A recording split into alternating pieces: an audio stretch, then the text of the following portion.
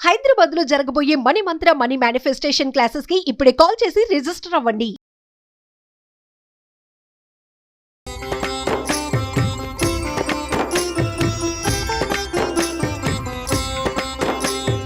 నమస్కారం. విష్ణు పురాణం 8వ భాగంలోకి వచ్చాం. దీంట్లో చాలా సమాచారం ఉంటుందండి. విష్ణు పురాణంలో కథల కంటే సమాచారం ఎక్కువ. తాపీగా వింటేనే కానీ కొన్ని విషయాలు అర్థం కావు. మళ్ళీ మనం రీకలెక్ట్ చేసుకోవటానికి ఈ విషయం చాలా బాగుంటుంది. ఆసక్తికరమైన విషయాలే చెప్పబడుతున్నాయి.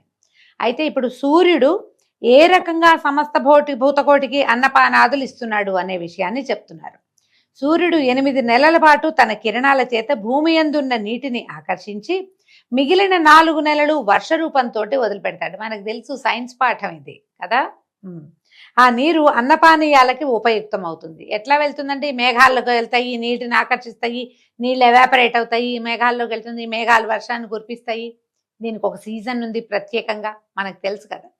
కాలాత్ముడైన సూర్యదేవుడు తన తీక్ష్ణ కిరణాల చేత జలమునంతటినీ ఆకర్షించి దాన్ని చంద్రమండలంలో ఉంచుతాటండి. పురాణాలు ఇట్లా చెప్తాయి. మన సైన్స్ కొంచెం అటు ఇటుగా కాస్త ఒక మాదిరిగా చెప్తుంది అనుకోండి. చంద్రుడు ఆ జలాన్ని వాయునాళాలతోటి ఆకాశంలో ఉంచుతాడు. వాయుజల ధూమ జ్యోతి సంయోగంతో మేఘాలు పుట్టి కాలానుసారంగా వాయుబంధాలని వదులుచుకుని గగనాన ఉన్న నీటిని కిందకి విడుస్తాయి.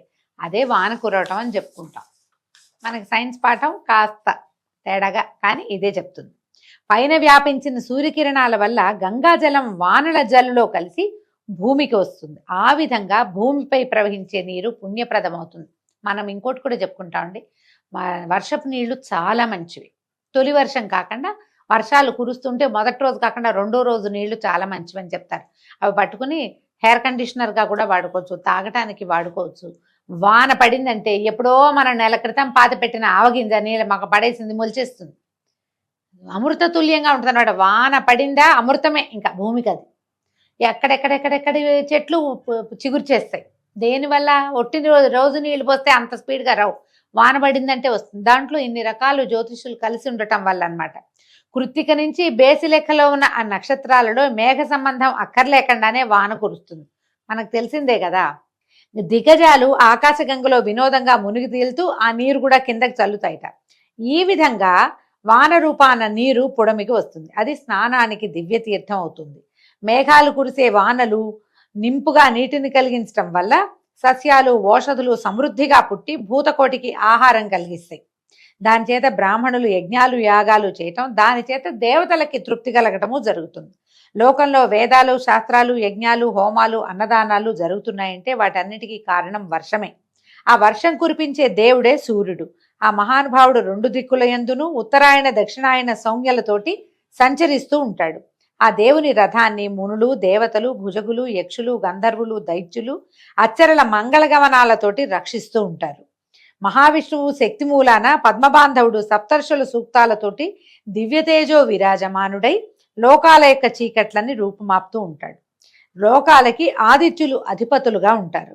వాలఖిల్యాదులు మౌనులు కీర్తిస్తుండగా ముచ్చటగా అచ్చర్లు నాట్యము గంధర్వులు గానము సురలు పరివారంగా ఉండి పనులు చేయటము నాగులే మోకులుగా సూర్యరథాన్ని లాగుతూ ఉండటము, ఇలాగా పద్మబాంధవుడైన సూర్యుడు శీతోష్ణ జలరోచిష్యులతోటి విష్ణుశక్తి ప్రభావమే అంగరక్షగా అన్ని లోకాల్లోనూ దర్శనమిస్తూ వెలుగుతూ ఉంటాడని చెప్పగా మైత్రేయుడు ఇట్లా అడుగుతున్నాడు, దేవా, ఇప్పుడు నీ చొప్పున నువ్వు చెప్పిన రకంగా ఆలోచిస్తే ఎవరెవరో ఏవేవో చేస్తూ ఉండగా అందరూ అన్ని పనులు చేస్తున్నారు. ఒకళ్ళు వాడి ఒకళ్ళు నాట్యం చేసి ఒకళ్ళు తాళ్ళుబుచ్చుకు లాగి ఇది చెప్తున్నావు కదా, అతని యొక్క ప్రత్యేకత ఏమిటి, సూర్యుడి యొక్క శక్తి ఏమిటి అని అడిగితే, ప్రత్యేకించి ఆయన మహత్వం ఏమిటో చెప్పవలసింది అని అడిగితే అప్పుడు చెప్తున్నారనమాట.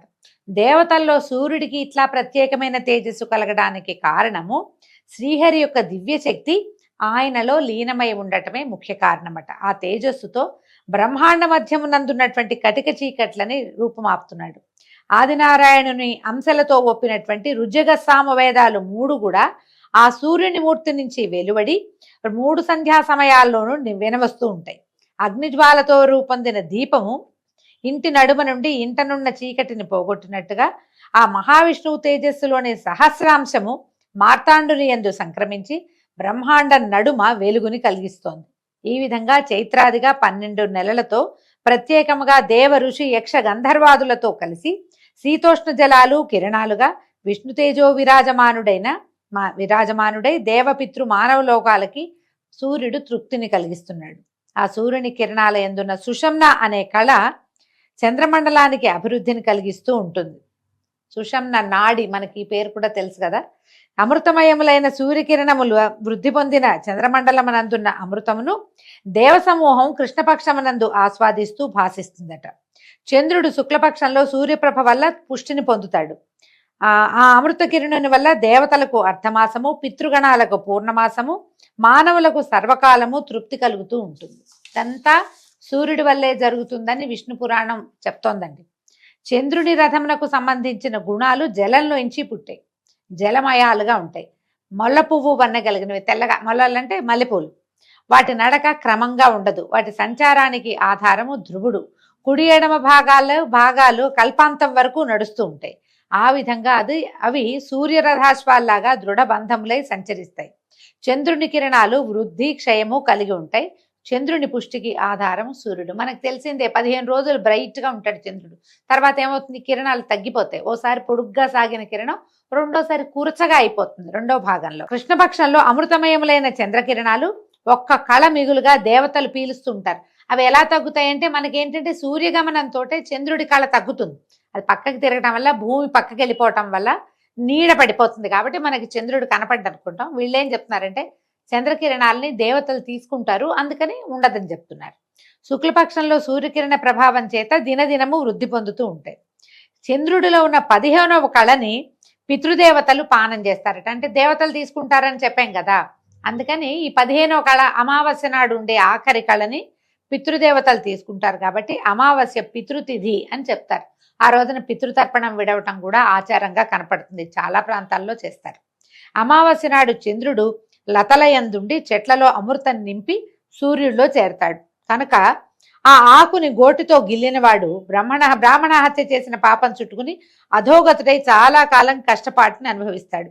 అందుకని ఏం చెప్తారంటే అమావాస్య తిథి నాడు చెట్ల తులసి కూడా కోయొద్దని చెప్తారండి. చాలా చోట్ల పెద్దవాళ్ళు తులసి కోయొద్దు, ఆ రోజున మన గరిక తీసుకురావద్దు, ఇవన్నీ విశేషంగా చెప్తారు. మిగిలినవన్నీ మనం చేయం. కానీ వేదాధ్యయనం చేసిన వాళ్ళు అనధ్యయన తిథిగా అమావాస్య నాడు వేదాధ్యయనం చెయ్యరు, చాలా ప్రత్యేకంగా చెప్పబడుతుంది. ఈ సూర్యేందు సంగమం పర్వం అని సంజ్ఞ కలిగింది. ఈ పర్వదినం అంటారనమాట దాన్ని. ఆ సమయంలో చంద్రుని 15వ కళ సూర్యుని ఎందు కలుస్తుంది, అమావాస్య అని పేరు పొందింది. ఆనాడు సూర్యుడు ఏకకళామాత్రుడై లతలందు చెట్లయందు జలరూపాన ఉంటాడు.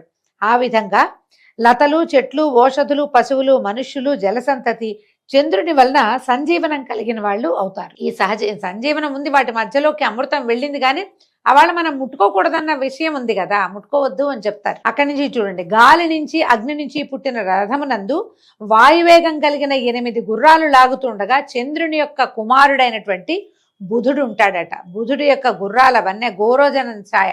గోరోజనం అంటే నాకు తెలిసి పసుపు నెయ్యి కలిసింది అని చెప్తారండి, కానీ మీ గోరోజనం అంటే ఒక ప్రత్యేకమైన రంగు అనుకోండి. అది శుక్రుడు అంబుల పొది, అపురూపమైన జెండా, చక్కని గుర్రాలు కలిగిన రథంలో ఉంటారు. నవగ్రహాలు ఎలా ఉంటాయో చెప్తున్నారు.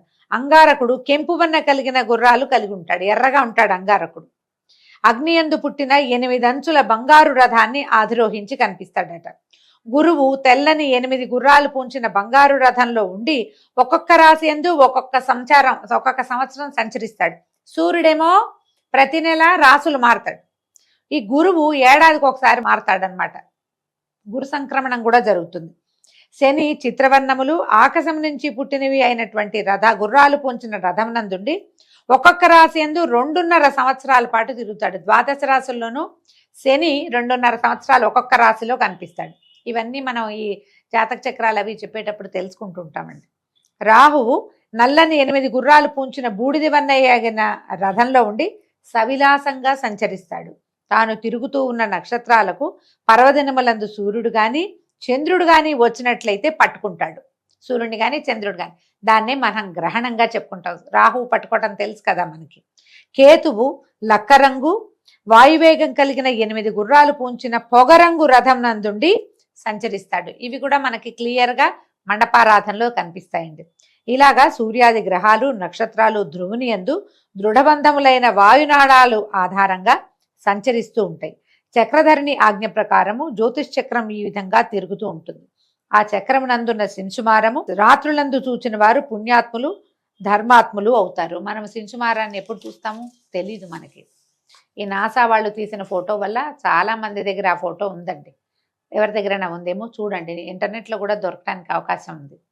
శింసుమారాదిగా ఇవన్నీ విష్ణు రూపాలుగా భావించు.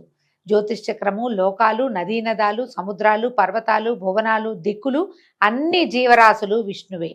పుడమినందలి మన్ను కుండ మొదలైన రూపాలు పొందినట్లుగా విష్ణు శక్తి వివిధ రూపాల్లో విలసిల్లుతుంది. బ్రహ్మ సృష్టితో రూపించిన ఈ ప్రపంచ ప్రవర్తన అంతా కూడా విష్ణుమూర్తిదే. అయినా కూడా వస్తుభేద ప్రవృత్తితోటి ఉంటాయి. అంటే ప్రపంచం అంతా విష్ణుమయమే. ఒకటి నా రూపంలో, ఒకటి మీ రూపంలో ఉంటుంది. చరాచరం అంతా కూడా విష్ణు స్వభావం కలిగే ఉంటుందట. అయితే బ్రాహ్మణుడు కథ అడుగుతున్నాడు అనమాట. ఏ పాపము ఎరగని భరతుడు సాలగ్రామ తీర్థానికి వెళ్ళి యోగ సాధనతో విష్ణువుని భజించి ముక్తి పొందలేక మలి జన్మలో బ్రాహ్మణుడిగా జన్మించాడని ముందు కథ చెప్పావు. ఆ జన్మలో అతను గృహస్థ ధర్మాల్ని అనుసరించి ప్రవర్తించాడా లేదా పరతత్వ విద్యోపాసకుడై ముక్తుడయ్యాడా? ఆ కథ చెప్పమని అడిగితే జడ భరతుని కథ చెప్తున్నారండి. ఇప్పటికి 2 రోజులుగా మనం ఇవే విశేషాలే చెప్పుకుంటున్నాం. ముఖ్యమైన కథ ఇప్పుడు వచ్చింది. భరతుడు సాంసారిక సుఖానికి ఇష్టపడక మోక్షకాంక్షతోటి సాలగ్రామ తీర్థానికి పోయి అక్కడ శ్రీ మహావిష్ణువుని ధ్యానం చేస్తూ యోగీంద్రుడిగా ప్రసిద్ధుడయ్యాడు. హరినామ స్మరణ తప్ప ఇంకే మాట నోటి నుంచి వచ్చేది కాదట. హరినామ సంకీర్తన, హరిభక్తులతోటి ప్రసంగము, హరిపాద పద్మ పూజకి కావలసిన పదార్థాలు సేకరించటమే భరతుని నిత్యకృత్యాలుగా. అంటే ఇక సాంసారికమైన విషయాలు ఏం లేవు.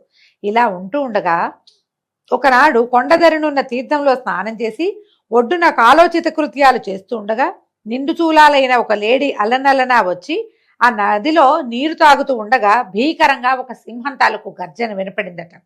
ఆ ధ్వని విని లేడి బెదిరి చెంగుమని నీటిలో ఇంచి ఎగిరి గట్టు మీదకి వచ్చేసరికి దాని గర్భపాతమై శిశువు అక్కడ పడిపోయిందట. ఈ గర్భంలో ఉన్న శిశువు నీటిలో పడిపోయింది. లేడి ఆ అదురుకి గట్టు మీద ఎగిరి దూకిన అదురుకి మరణించిందట.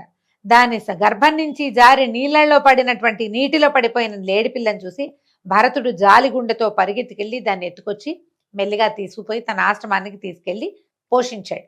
అయితే అది మెల్లిగా పెద్దదైంది. సూర్యకిరణ సంపర్కం చేత శుక్లపక్ష చంద్రరేఖ ఎట్లా పెరుగుతుందో అట్లాగా భరతుని పోషణ చేత లేడి చక్కగా ఆరోగ్యంగా పెరిగిందట. మేతకి ఆశ్రమం నుంచి కొంత దూరానికి అడవిలోకి వెళ్ళి ఎక్కడైనా పులులు అవి కనిపించినా, పులి పొలకు కనపడినా పరిగెత్తుకుంటూ వెనక్కి వచ్చేసేదట. ఆశ్రమం చుట్టూతా గంతులు వేస్తూ తిరిగేది. చక్కగా లేత కొమ్ములతోటి ఆయన మీద ఇలా గీసేదట. ముద్దు ప్రేమాశ్రయాన్ని చూపించేది. ఆయన యోగాసనం మీద ఉండగా ఒళ్ళో తల పెట్టుకుని పడుకునేదట. ఆసనం వేసుకుని కూర్చుంటే పర్ణశాల చుట్టూ పరుగు పెడుతూ లేత పచ్చిక మేసేది. ఇలాగా లేడీ ఆయనకి ముద్దుగా ఉండేది. ఒక్కొక్క నాడు దూరంగా మేత కోసం వెళ్ళి అది ఎప్పటికీ తిరిగి రాకపోతే ఈయన దిగులు పడేవాడట. భరతుడు ఏమిటి ఇంతసేపు అయింది ఇంకా ఇల్లు చేరలేదని లేచి దానికోసం వెతుకుతూ ఉండేవాడు. ఏడైనా లేడి కనపడితే కనుక అదేనేమోనని దగ్గరికి వెళ్ళి చూసి అయ్యో ఇది అది కాదే ఏమైందో అని చింతపడేవాడు. సంసార ధ్యాస లేనివాడు ఇప్పుడు ఈ లేడి పిల్ల ధ్యాసలోకి వచ్చేసాడనమాట. గాలికి పర్ణశాలలో ధూళి రేగితే వచ్చిందే అని సంతోషంగా వెనక్కి తిరిగి చూసేవాడు. పొదల్లో కదలిక చూసి అందులో ఉందేమోనని వెతుక్కునేవాడట.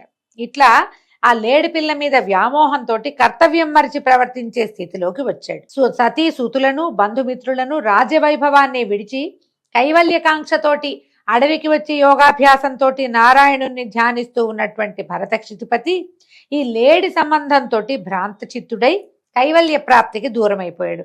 ఇలా ప్రవర్తిస్తూ కొంతకాలానికి శరీర త్యాగం చేసేసాడు. ఎప్పుడైతే తనకి శరీరం విడిచిపోతున్నానని తెలిసిందో ఆ లేడిని చూస్తూ శోక సంతప్తుడై కన్నీళ్లు కారుస్తూ అయ్యో నా ముద్దలు కూడా నిన్ను విడిచిపోవలసిన దుర్దశ పట్టింది, దైవ సంకల్పం ఎవరు తప్పించలేరు, నేను లేకపోతే నువ్వేమైపోతావో అని ఆ లేడిని కావులించుకుని ఏడుస్తూ ప్రాణం వదిలిపెట్టాడట.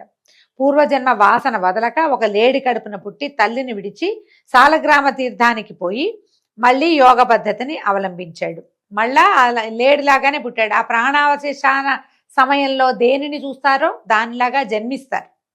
నారాయణ నామస్మరణ చేసిన వాడు నారాయణుణ్ణే పొందుతాడు. ముందు గాథల్లో అది విన్నాం మనం. కార్తీక పురాణంలో చక్కగా చెప్తారు. అది గుర్తుండి ఉంటుంది అందరికీ. మొదటి కథల్లోనే ఉంది అది కదా. అయితే ఇప్పుడు అలా పొందిన వాడి పరిస్థితి వేరు. ఈ లేడి లేడి లేడి అని దాన్నే స్మరిస్తూ ఉన్నటువంటి భరతుడు లేడిగానే జన్మించి కానీ మెల్లిగా తెలుసుకున్నాడు. తెలుసుకుని మళ్ళీ సాలగ్రామ తీర్థానికి వెళ్ళి ఎండుటాకు దేహాభిమానం విడిచి ఎండుటాకులు కసబు ఏదంటే ఆకుపచ్చగా లేతగా ఉన్న ఫుడ్ కాకుండా ఏదో గడ్డి ఏది దొరికితే అది తిని చివరికి శరీరాన్ని విడిచాడు. విడిచిన తర్వాత ఏమైంది?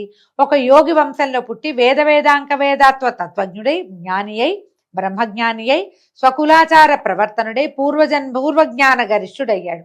వేషం జడవేషం అంటే లోకజ్ఞానం లేని మూఢ పద్ధతి కాలానుసారంగా ఉపనీతుడయ్యాడు. ఎప్పటికో ఆయనకు కలిగిందట జ్ఞానం. గురువు చెప్పేవి తన వివేకానికి మారకములుగా తలచి వాటిని వినక తిరస్కరించేవాడు.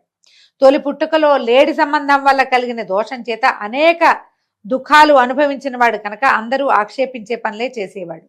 అయితే యోగి ప్రచ్ఛన్న వృత్తితోటి ఉండకపోతే పరమతత్వ విచారణ కలగదని ఒకప్పుడు బ్రహ్మ చెప్పిన మాటను అనుసరించి మూఢవేషము, గ్రామ్య భాష, అస్పష్టంగా మాట్లాడడము, మురికి పట్టిన దేహము, దుమ్ము కమ్మిన జుట్టు, బెదురు చూపులు, నీరు కారే దంతాలు, వెర్రి ఆటలు, వికారపు కేకలు, తప్పటడుగుల నడక ఇలా ఉంటున్నాడట. ఈ కడుపు మీదకి చొంగగార్చుకుంటూ తుమ్ముతూ ఉమ్ముతూ మట్టి ముద్దలు బంతుల్లాగా చిమ్ముతూ మాసిన చింకిపాత కట్టి తిరుగుతూ ఎవ్వరూ దగ్గరికి చేరనీయని రీతిగా ప్రవర్తిస్తూ అలా ఉండేవాడనమాట. చదువు మాన్పించి విద్యార్థులను ఈడ్చుకుపోయి ఆటలాడిచ్చేవాడు. వేద విద్వాంసులను చూసి వెక్కిరిచ్చి నవ్వేవాడు. అందరూ అసహించుకునేలాగా అసభ్య చేష్టలు చేసేవాడు. జాతి మత విచక్షణ లేక ఆకలికి ఎవరి ఇంటనో ఇంత ఆహార పదార్థం యాచించి తెచ్చుకుని తినేవాడు. నీచ వేషము, నికృష్ట గుణాలు కలిగిన వాడే ఏకాకిగా ఉండేవాడు. ఇట్లాగా బాల ఉన్మత్త పిశాచ భావాలతో ఉంటూ గుగ్గిళ్ళు, ఆకులు, కూరలు తింటూ దేహయాత్ర నడుపుతూ ఉండగా తండ్రి దివగతుడయ్యాట. తన తండ్రి చనిపోయాడు. సోదరులు బంధువులు చేసే పొలం పనులు ఒకప్పుడు తానే ముందెళ్ళి ఆ పని చేసేసేవాడు. బలిష్టమైన శరీరం కలవాడే మోటు పనులు చేస్తూ ఆహార పదార్థాల కోసం వారికి వీరికి సహాయం చేసేవాడు. ఇలా ఉండగా ఒకనాడు ఏం జరిగింది అంటే, ఇప్పుడు ఒక దాని మీద వ్యామోహంతో ఉండి ఆ మోహంతో చనిపోయిన వాళ్ళు తర్వాత జన్మల్లో ఇలాంటి ప్రవర్తన వస్తుంది. ముందు అతనికి జ్ఞానం ఉంది, కైవల్యం కోసమే తపస్సు మొదలుపెట్టాడు, కానీ మళ్ళీ వ్యామోహంలోకి పడిపోయాడనమాట. వీరరాజు అనే రాజు వివేకశాలి, సంసార దుఃఖాలతోటి నలిగి మోక్షంపై కోరిక కలిగి సమస్తము విడిచి కపిల మహర్షి దగ్గరికి వెళ్ళడానికి సంసిద్ధుడై అందలం ఎక్కి వెళ్తున్నాడట. అప్పుడు ఆ అందలం దగ్గరికి వెళ్ళి ఆ రాజసేవకుడు ఒక ఆయనకి దగ్గరికి వెళ్ళి ఆకలిస్తోందని అడిగేసరికి అతను ఏం చేశాడట, ఈ జడభరతుడికి ఆహార పదార్థం ఆశ చూపి పల్లకి కొమ్ము అందించాడు. ఆ రాజభటుడు ఇతనికి నా పల్లకి మొయ్యి నీకు అన్నం పెడతానని చెప్పి పల్లకి మోయిస్తున్నాడట. అయితే ఏమైంది, ఏదో ఆలోచిస్తున్నాడు. ఏం ఆలోచిస్తున్నాడో అతనికి తెలియటలా. అటు ఇటు చూస్తున్నాడు. అందలం ఎత్తు తక్కువలుగా కింద మీదగా నడవటం గుర్తించి లోపలున్న రాజు మోసే వాళ్ళని అదిలించి సరిగ్గా నడవండి అన్నాడు. ఏంటంటే చూపు అటు ఇటు పడేసరికల్లా సాఫీగా వెళ్ళటల్లా. ఈ అందలం అంటే పల్లకి. ఆ పల్లకి మోసేవాళ్ళు అడుగులు సరిగ్గా వేస్తే లోపలున్న కూర్చున్న వాళ్ళకి స్థిమితంగా ఉంటుంది. వాడు ఇట్లా కింద మీద అయ్యి ఊపుతున్నాడు అనుకోండి, లోపల ఉన్న వాళ్ళు కదిలిపోతారు. మన బస్సు కారు గుంటల్లో పడితే మనం ఏమవుతాం, అలాగే అవుతుంది. అయితే లోపలున్న రాజు కేకేశాడట. అప్పుడు కేకేసరికల్లా వాళ్ళు ఏం చెప్పారంటే, బాబు మా తప్పు కాదు ప్రభు, ఈ మనిషి ఎవడో ఓ పక్కన దూరి మోస్తూ సరిగ్గా నడవకుండా ఉన్నాడు అనేసరికల్లా ఈ రాజు ఆ జడ బ్రాహ్మణుడిని చూసి ఇలా అన్నాడు, ఏమయ్యా ఇంత బలిసున్నావు, అందలం మోసేవాడివి ఎగుడు దిగుడు లేకుండా నడవద్దా, నడిచి అలసిపోయావా అని అడిగేసరికల్లా జడు ఇలా చెప్పేట. జడభరతుడు అంటే తల జడ కాదండి, మొద్దుగా ఉన్నవాడని జడుడని. ఏమన్నాడు, అలసిపోవటం నాకు తెలీదు, ఎలా నడుస్తున్నానో చెప్పలేను, నా శరీరం బలిసి ఉండటానికి కారణం ఏమిటో, అలాగే అందలం నేను మోస్తున్నానా అని ఏదో మాట్లాడుతున్నాడనమాట. కనిపిస్తున్నావు శిబిక, నీ భుజం మీదే ఉంది, నువ్వు కనపడుతున్నావు, నీ భుజం మీదే ఉంది కదా ఇది, నీ మాట నాకు అర్థం కాలేదు అని రాజు అడిగేసరికల్లా ఇతను అన్నాడు, రాజా నువ్వు అందలంలో ఉండటం నేను మోయటం ఇదంతా మిథ్య, ఎవరు ఎవరిని మోస్తూ ఉంటారో చెప్తాను వినమన్నాడు. అంటే ఈ అయోమయ స్థితిలో కనపడుతున్నటువంటి జడభరతుడు ఈ వాక్యాలు చెప్తున్నాడు. ఎంత బాగా చెప్పాడో చూడండి. భూమి పాదాల బరువుని, పిక్కలను పాదాలు, తొడలని పిక్కలు, కడుపుని తొడలు, కడుపు వక్షమును, వక్షము భుజాలను, భుజాలు అందలాన్ని భరిస్తున్నాయి. అందలం నీ బరువుని మోస్తోంది, నీతో పాటు అందలాన్ని వారు వీరు మోస్తున్నారు. నిన్ను నన్ను వీళ్ళని సకల పదార్థాలని పృథివ్యాధి పంచభూతాలు భరిస్తున్నాయి. ఇంకా సాత్వికము మొదలైన గుణాలు కర్మఫలాలు. ఆ కర్మలు మాయారూపాన అన్ని జంతువుల్లోనూ పలు రూపాలుగా ఉంటాయి. ఆత్మ ఆ మాయకి అతీతమైంది. అది అక్షరము, అతిశాంతము, త్రిగుణాలకి వశం కాదు. అంటే ఈయన వైరాగ్యం బోధించేస్తున్నాడు. పదాలు మారిపోయినాయి చూడండి. అంతకుముందు ఒక వెర్రివాడి ధోరణిగా ఉన్న అతడు ఇలాంటి వాక్యాలు మాట్లాడుతుంటే వింతగానే ఉంది, కానీ చెప్తున్నాడు. హాని వృద్ధి దేహాధీనాలు కానీ ఆత్మాధీనాలు కావు. ఎందుకంటే ఇప్పుడు మనం పుట్టినప్పుడు ఎంత ఉంటామండి, మనం లోపల జీవిగా రూపొందించుకున్నప్పుడు ఒక బొట్టు, నీటి బొట్టు ఆధారంగా ఉంటాం. క్రమంగా శిశువు ఒక్కొక్క కాయగా మన జీడిపప్పు షేప్లోకి మారుతుంది, తర్వాత మారేడుకాయ ఎంత అవుతుంది, తర్వాత ఇంకా కొంచెం పెరుగుతుంది, తర్వాత ఇట్లా వంపు వస్తుంది, తర్వాత కాళ్ళు చేతులు లోపల అవయవాలన్నీ ఏర్పడతాయి. కాళ్ళు చేతులు ఏర్పడినా లోపల అవయవాలు చిన్న చిన్నవిగా ఉంటాయి, బయటకు వచ్చాక వృద్ధి అవుతాయి. ఇంత పసిబిడ్డగా పుట్టిన మనం 6-6.5 అడుగులో పెరుగుతాము. ఇదంతా కూడా శరీరం పెరుగుతుంది, దేహమే పెరుగుతుంది. అందులో ఉన్నటువంటి ఆత్మకి హెచ్చు తగ్గు లేవు. నేర్చుకునేదంతా దేహమే, ఆత్మది ఏమీ లేదు. అది అట్లాగా తామరాకు మీద నీటి బొట్టులాగా ఉంటుంది. చిన్న తామరాకు మీద ఉన్న నీటి బొట్టు ఆకింత పెద్దదయ్యేదాకా అదే బొట్టుగానే ఉంటుంది, ఏమీ తేడా రాదు. ఆ విషయం చెప్తున్నాడు. వృద్ధి హాని వృద్ధి దేహాధీనాలే. ఇప్పుడు ఎంత వృద్ధి పొందిన దేహం హాని కలుగుతుంది, దానికి వెళ్ళిగా ముసల్తనం వస్తుంది, ముడుచుకుపోతుంది, మొహం మీద ముడతలు వస్తాయి, శరీరంలో ముడతలు వస్తాయి, ఇంత పొడుగున్న వాళ్ళు వంగిపోతారు, ఎముకలు చిన్నవైపోతాయి. ఆత్మ మాత్రం ఏ దీపజ్యోతిగా మనలో ప్రవేశించిందో అదే జ్యోతిగా అక్కడే ఉంటుంది, ఏమీ మార్పు లేదు. ఒకవేళ పోతే శరీరం పోతుంది, దేహి పోతాడు, దేహం వెళ్ళిపోతుంది. ఆత్మ నిత్యం అది ఇంకో శరీరంలోకి చేరడానికి వెళ్ళిపోతుంది, దేహం మాత్రం పోతుంది. ఇంత చుక్కగా పుట్టిన మొదలుపెట్టిన దేహము 6.5 అడుగులు ఎత్తి చివరికి మట్టి మశానంలో కలిసిపోతుంది. దాన్ని ఆధారంగా లోపల ఉన్న ఆత్మ మాత్రం ఎక్కడికి వెళ్ళదు, ఏమీ అవ్వదు, పెరగదు, తగ్గదు. ఎలా ఉన్న జ్యోతి స్వరూపం అలాగే ఉంటుంది. కాబట్టి నన్ను ఏ విధంగా బలిష్ఠుడు అన్నావో నువ్వు, ఇప్పుడు నేను చెప్పిన భూమి పాదాలు మొదలవు భరించే వరువుని విమర్శిస్తే ఈ అందలం వరువుని నువ్వు నేను కూడా మోస్తున్నట్టే. ఇప్పుడు అలా జరుగుతున్నప్పుడు ఇలాంటివి జరుగుతుంటే నేనే మోస్తున్నానని నువ్వు ఎలా చెప్తావు? నువ్వు బరువు మోస్తావు, సరిగా మోయవా అని నన్ను అడగకూడదు. నువ్వు ఈ అందలం బరువు భూమి వృక్షము పర్వతాల్లో ఏ పదార్థంలో పుట్టిందో చెప్పగలవా నువ్వు అని ఉపన్యాసించి మౌనిగా శిబిక మోస్తూ నడుస్తున్నాడట. కామ్గా అయిపోయాడు, నిశ్శబ్దంగా ఉన్నాడు. రాజు ఇదంతా ఎక్కువ తర్కించుకున్నాడు.